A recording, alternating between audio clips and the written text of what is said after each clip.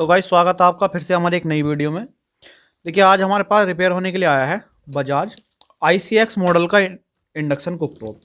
सबसे पहले देखिए मैं आपको इसे कंफर्म कराता हूँ कि ये कौन सा मॉडल है, लेकिन आपको इसके मॉडल पे नहीं जाना है, आपको केवल इसकी PCB पे जाना है। और प्रॉब्लम जो है वो बहुत ही ज़्यादा इंटरेस्टिंग हमारे पास ही आई है, तो इसलिए जो है मैं इसकी वीडियो बना रहा हूँ। यहाँ पर देखिए ICX 3 इसका मॉडल है। इसके अंदर जो हमारी प्रॉब्लम आई है वो आई है हमारी E8 की लेकर। E8 इसके अंदर जो है वो हमारा एरर शो कर रहा है। ज़्यादातर केसेज में क्या होता है कि इसके अंदर जो हमारा E8 का एरर आता है वो हमारा इन रेजिस्टेंस की वजह से आता है, जो हमारी कोयल पर लगी हैं। कोयल का इनपुट आउटपुट की रेजिस्टेंस जो है वो हमारी ओपन हो जाती है, E8 का एरर जो है वो इस इंडक्शन के अंदर आने लगता है। लेकिन इस केस में हमारे साथ क्या हो रहा है कि सारे रेजिस्टेंस जो है वो हमारे ठीक है। ट्रांजिस्टर भी जो है वो हमारे जिस भाई ने हमें दिए हैं उन्होंने पहले से ही चेंज कर लिए हैं। सारे रेजिस्टेंस एक बार मैंने कंफर्म करने के लिए फिर से अपना आप भी चेक की, सारे रेजिस्टेंस मुझे बिल्कुल ठीक मिली। यहाँ पर मैंने एक एक लैग जो है वो रेजिस्टेंस की ओपन करके चेक की, क्योंकि हो सकता है कि पीसी में लगी लगी रीडिंग गलत दिखाए, लेकिन फिर भी सारे रेजिस्टेंस मुझे ठीक मिली। सारे ट्रांजिस्टर मैंने चेक किए, ट्रांजिस्टर सब ठीक है। पीसीबी के अंदर कहीं भी हमारी ड्राई सोल्डरिंग नहीं है, क्योंकि इस पीसीबी के अंदर जो है वो ड्राई सोल्डरिंग की वजह से भी कई बार E8 की प्रॉब्लम आ जाती है। माइक्रो कंट्रोलर भी मैंने इसका चेंज करके देख लिया है, दूसरे इंडक्शन का इसके अंदर लगा के देख लिया, माइक्रो कंट्रोल भी हमारा ठीक है। लेकिन फिर मुझे प्रॉब्लम कहाँ मिली है मैं आपको बताता हूँ। देखिए अभी भी मैंने जो है वो रिपेयर नहीं किया है, मैंने छोड़ दिया है। यहाँ पर देखिए सबसे पहले मैं आपको दिखाता हूँ। तो इस इंडक्शन में मुझे काफ़ी टाइम हो गया है, यहाँ पर देखते हैं। तो यहाँ पर देखिए, यहाँ पर मैंने इंडक्शन में सप्लाई दी है। अब यहाँ पर आप देखेंगे, मैं इसे ऑन करता हूँ, ये देखिए E8 का जो है वो इसके अंदर एरर आने लगा है। कंटिन्यू इंडक्शन जो है वो हमारा बीप कर रहा है, रुक रुक कर जो है वो हमारा बीप कर रहा है। तो ये इसके अंदर सेम प्रॉब्लम है। अब सबसे पहले हम बात करते हैं कि अगर आपके साथ ये प्रॉब्लम हो तो आपको क्या क्या चेक करना है। तो देखिए मैं आपको 3 से 4 स्टेप बताने वाला हूँ, जिसके अंदर आप इसकी E8 की प्रॉब्लम को बिल्कुल ख़त्म कर सकते हो। सबसे पहले आपको 5 रेजिस्टेंस चेक करनी है, एक R20, R8, R21, R26 और R25। यहाँ पर 5 रेजिस्टेंस आप देख रहे हैं, 1 2 3 4 5। पाँचों रेजिस्टेंस को आपको एक एक लैग ओपन कर चेक कर लेनी है। यहाँ पर आप देखेंगे तो सबसे पहले आपको ये पाँचों रेजिस्टेंस जो है वो चेक कर लेनी है। दूसरे नंबर पर आपको जो चेक करना है वो यहाँ पर पूरी पीसीबी के अंदर आपको ड्राई सोल्डरिंग चेक कर लेना है, खास कर IGBT के एमीटर पॉइंट पर और जो हमारा ब्रिज रेक्टिफायर है इसके निगेटिव पॉइंट पर। ये हमारा सबसे ज़्यादा ओपन देखने के मिलता है, ड्राई सोल्डरिंग देखने को मिलता है। इसे आपको चेक करना है। 2 स्टेप। तीसरे स्टेप में आपको पूरी पीसीबी का एक बार इंस्पेक्शन कर लेना है कि कोई कंपोनेंट हमारा फटा हुआ तो नहीं है। बस इतना काम करने के बाद आपका जो है E8 का प्रॉब्लम सोल्व हो जाएगा। अगर फिर भी आपका प्रॉब्लम सोल्व नहीं हो तो लास्ट में आप माइक्रो कंट्रोलर को चेंज कर कंफर्म हो सकते हो कि आपका प्रॉब्लम है कहाँ से। तो इस पीसीबी के अंदर मैंने ये सारा काम जो है वो कर लिया है, लेकिन फिर भी मुझे जो है वो E8 की प्रॉब्लम सोल्व नहीं हुई है। इस मल्टीमीटर से रेजिस्टेंस चेक करना काफ़ी ज़्यादा आसान होता है। एक बार केवल मल्टीमीटर को आपको रेजिस्टेंस के ऊपर रखना होता है, आपको कोई भी सेलेक्ट मोड करने की जरूरत नहीं होती है। ये ऑटोमेटिक ही रेजिस्टेंस की वैल्यू आपको बता देता है। यहाँ पर देखिए, तो यहाँ पर धीरे धीरे जो रेजिस्टेंस की वैल्यू हमारी बढ़ने लगी है। 470 पर जाकर जो है रेजिस्टेंस की वैल्यू हमारी स्टॉप हो जाएगी। तो अब देखिए इसके अंदर मुझे प्रॉब्लम देखने के लिए क्या मिली है। इसका IGBT का जो हमारा गेट और एमीटर है वो आपस में हमारा शॉर्ट दिखा रहा है। यहाँ पर देखिए मल्टीमीटर को पहले मैं डायोड मोड पे करता हूँ, क्योंकि इसके अंदर शॉर्टिंग ऐसे ही चेक होती है इस मीटर के अंदर। यहाँ पर आप देखना, वीडियो में आप लास्ट तक बने रहे, कुछ ना कुछ सीख कर ही आप जाएंगे। यहाँ पर देखिए, अब देखिए दोनों चीज़ आपको साफ नज़र आ रही होगी।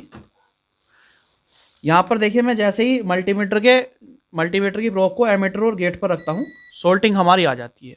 ये जो है इस इंडक्शन के अंदर प्रॉब्लम बन रही है। अब यहाँ पर देखिए ये जंपर जो है वो हमारा पहले से ही उड़ा हुआ था। तो अब मैं IGBT को चेक करने के लिए इस जंपर को ओपन कर देता हूँ। इससे हुआ क्या कि IGBT का जो गेट है वो हमारा ओपन हो गया है। अब हम वापस से शॉर्टिंग चेक करते हैं। तो देखिए यहाँ पर हमारी कोई भी शॉर्टिंग जो है वो नहीं आई है। अब देखिए मैं आपकी बात को बिल्कुल नहीं घुमाऊंगा, सीधा मैं आपको बताता हूँ कि इसके अंदर प्रॉब्लम है कहाँ से। तो ये प्रॉब्लम मुझे मिली कुछ इस तरह से कि मैं इसकी रेजिस्टेंस जो है वो गेट की, ये सॉरी जो ड्राइवर सेक्शन है इसकी रेजिस्टेंस चेक कर रहा था यहाँ पर। तो रेजिस्टेंस को जब मैं चेक कर रहा था तो सारी रेजिस्टेंस मुझे ओके मिली, लेकिन यहाँ पर जो हमारा R13 है ये रेजिस्टेंस मुझे शॉर्ट दिखा रही थी, 0 ओम की वैल्यू इसने दिखाई। तो इसके बाद जब मैंने इसे ट्रैक किया तो इस रेजिस्टेंस का जो हमारा एक सिरा है वो हमारा इस लोकेशन के लगे कंपोनेंट पर जा रहा है। और ये जो हमारा कंपोनेंट है वो है हमारा जिनर। ये जो है हमारा 18 वोल्ट का जिनर इसके नीचे लगा हुआ है, जो कि आपको हर एक इंडक्शन में देखने के लिए मिलेगा। ये कंपोनेंट जो है वो जिनर हमारा शॉर्ट हो गया है। अब यहाँ पर देखिए, मैं इसे आपके सामने ओपन करता हूँ।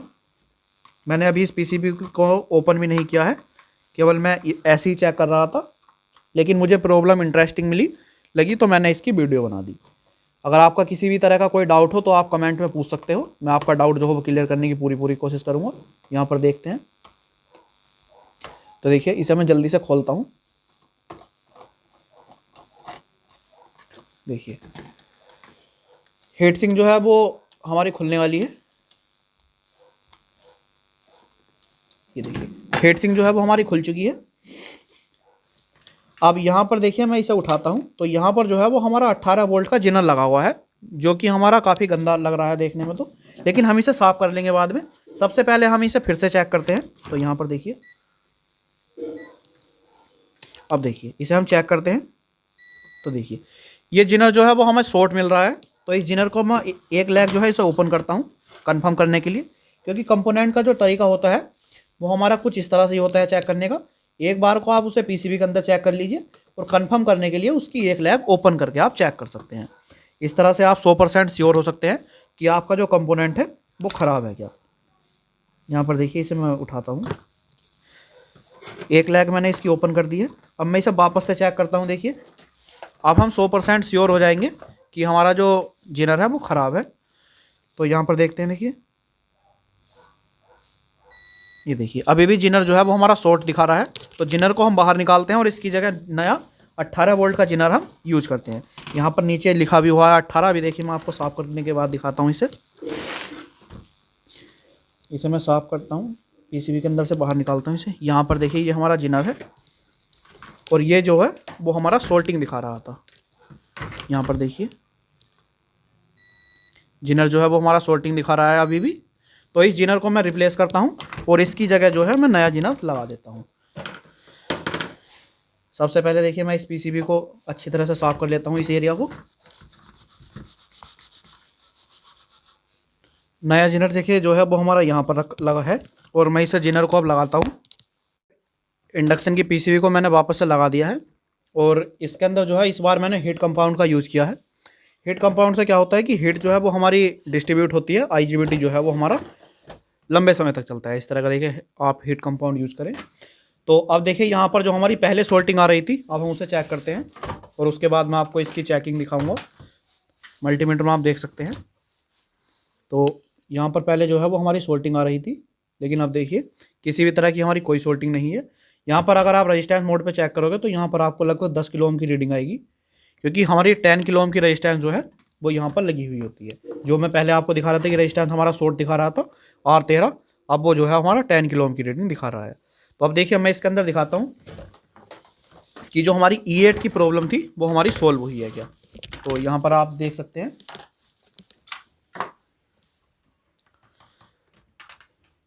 डिस्प्ले में आप ध्यान से देखेंगे तो यहाँ पर मैं इसे ऑन करता हूँ। ये देखिए E0 का जो है वो इसके अंदर एरर आने लगा है। जो प्रॉब्लम हमारी E8 की थी वो हमने सोल्व कर दी है। तो कई बार प्रॉब्लम जो है वो हमारी छोटी सी होती है, लेकिन ढूंढने में हमसे कोई प्रॉब्लम हो जाती है, मिस्टेक हो जाती है, तो उसकी वजह से हमारा फॉल्ट जो है वो सोल्व नहीं हो पाता। अभी इस टाइम जो है वो हमारे यहाँ पर लाइट नहीं है, केवल इन्वर्टर से हमने चेक किया है, लेकिन E8 की जो प्रॉब्लम थी वो हमने बिल्कुल सोल्व कर दी है। देखिए लाइट जो है वो हमारे यहाँ आ चुकी है और यहाँ पर आप देख सकते हैं कि 180 वाट डिग्री में भी इंडक्शन हमारा चल रहा है और इसके ऊपर जो हमारा रखा हुआ बर्तन है ये हमारा गर्म होने लगा है। तो इस तरह से जो है हमने इसकी प्रॉब्लम को ठीक कर दिया है। लेकिन इससे पहले का जो एक पार्ट है वो मैंने इसका कट कर दिया है, क्योंकि इसके अंदर एक प्रॉब्लम और आ रही थी। और वो प्रॉब्लम ये थी कि सीरीज के अंदर तो हमारा सीरीज वाल्व हल्का सा ग्लो हो रहा था, लेकिन बर्तन को ये गर्म नहीं कर रहा था। तो उसमें जो मुझे ख़राब मिला है वो ये हमारा IGBT आप देख सकते हैं, KGF 25N120 KDA करके कुछ इसका नंबर है। इस IGBT को लगाने के बाद क्या हो रहा था कि इंडक्शन मेटल को तो सेंस कर रहा था, लेकिन हमारा गर्म नहीं कर रहा था। इस IGBT को जब मैंने ठीक से चेक किया तो IGBT की जो हमारी डायोड की ड्रॉपिंग थी, जो इसके अंदर हमारा वोल्टेज ड्रॉप आता है, वो बिल्कुल ठीक था। लेकिन ये इंडक्शन के अंदर हमारे लगाने के बाद काम नहीं कर रहा था। इस IGBT को मैंने रिप्लेस कर दिया है, प्रॉब्लम हमारी बिल्कुल सोल्व हो गई है। इससे पहले हमारी यही प्रॉब्लम थी कि सीरीज में तो इंडक्शन मेटल को सेंस कर रहा था, लेकिन डायरेक्ट करने के बाद जो है ये हमारा हीट नहीं कर रहा था, केवल सेंसिंग पर रुका हुआ था। तो ये IGBT मैंने चेंज करा, प्रॉब्लम मेरी सोल्व हो गई। तो अगर आपके साथ भी ऐसा हो तो आप एक बार IGBT को रिप्लेस करके ज़रूर देखें, क्योंकि ये शायद कोई लोकल ब्रांड का IGBT है, KGF इसके ऊपर लिखा हुआ है। मैंने इसके अंदर जो है वो ओरिजिनल IGBT जो है वो लगा दिया है। तो आज की इस वीडियो में बस इतना ही था। वीडियो अच्छी लगी तो वीडियो को लाइक कर देना, और ऐसी ही नई नई वीडियोज़ के लिए चैनल को सब्सक्राइब जरूर से कर देना।